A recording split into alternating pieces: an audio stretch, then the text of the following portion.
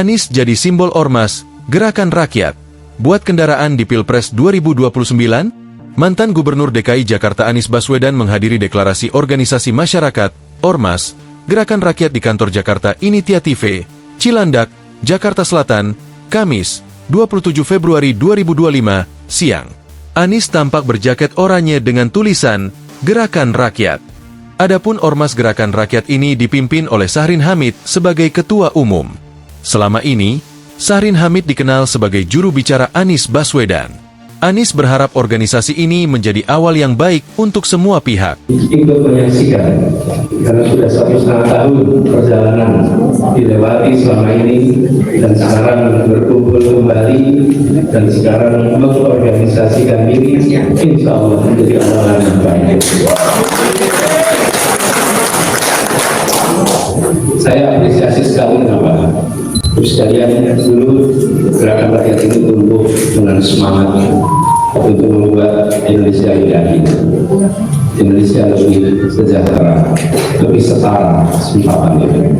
Itu adalah perjuangan gagasan yang tadi disebut oleh Musahid. Tambahnya, saat ditanya soal apakah Ormas Gerakan Rakyat akan jadi kendaraan politik untuk menyongsong pemilihan presiden, Pilpres 2029, Anies menyebut bahwa hal tersebut kejauhan.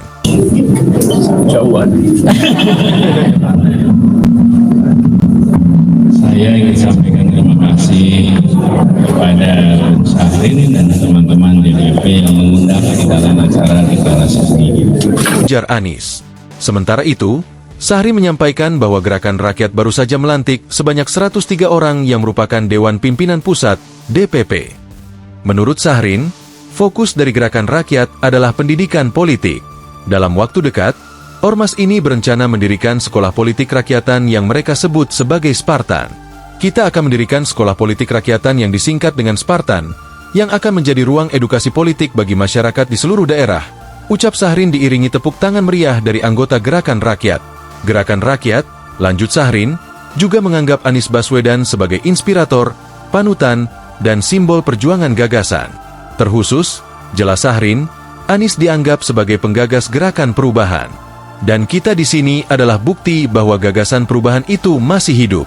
Bukan hanya milik Mas Anies saja seorang, tapi menjadi gagasan publik yang akan terus kita perjuangkan hingga sampai akhir nanti, ujar Syahrin.